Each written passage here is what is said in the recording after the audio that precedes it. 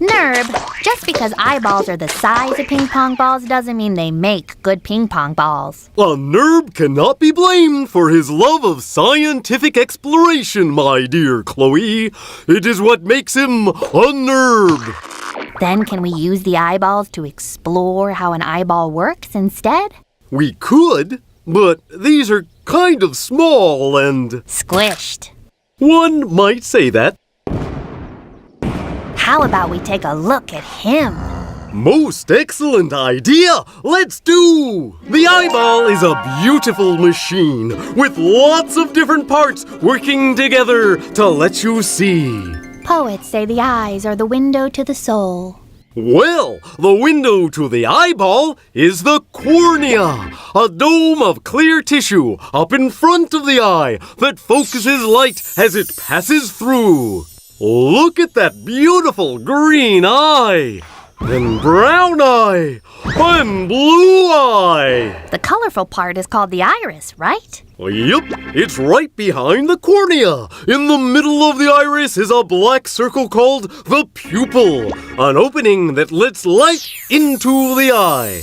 The iris has muscles attached to it that change its size, making the pupil bigger and smaller to control how much light gets through. So the pupil gets smaller when there's a lot of light and bigger when it's dimmer. Don't look now, but I think we're being watched. Ha! He blinked first. Which is a good thing. Blinking protects and moistens the eye. Good point. So what happens after the light has passed through the cornea and the pupil? The light passes through the lens. Like the lens in a camera? Precisely. The lens focuses the light onto the back of the eye, where seeing really starts to happen. Can the lens in the eye focus on stuff that's close and stuff that's far, like a camera lens would? It sure can. Let's head inside to see how. Last one through the pupils, a rotten egg.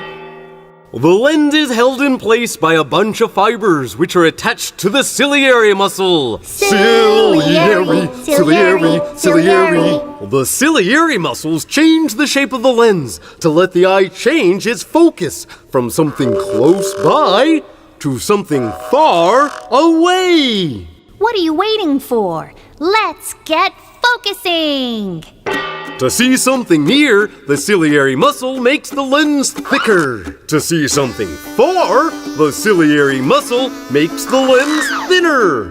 From the lens, we travel to the retina, the back wall of the eyeball. Right, because the lens focuses the light onto the retina. The retina has millions of light-sensitive cells called rods and cones.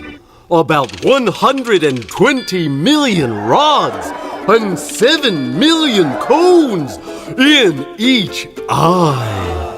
Whoa, that's a lot of rods and cones. What's the difference between them? It's the difference between black and white and color. The rods see in black, white, and shades of gray and help us see the shape and form of a thing. Rods also help us see in the dark. And the cones see color? Cones are sensitive to one of 3 colors, red, green, or blue. Together they let us see millions of colors. But cones need more light than rods to work well. Hey, what's this thing behind the retina? Hey, no bouncing on the optic nerve. It carries messages to the brain about what you're seeing. The rods and cones change the colors and shapes you see into millions of nerve messages. Then, those messages are carried along the optic nerve to the brain. It's like your eye is sending the brain a report on what you're seeing. Then your brain translates the report into cat, apple, or bicycle. Or a ping pong ball. Keep your eye on the ball there, Nerb. Oh, it's on.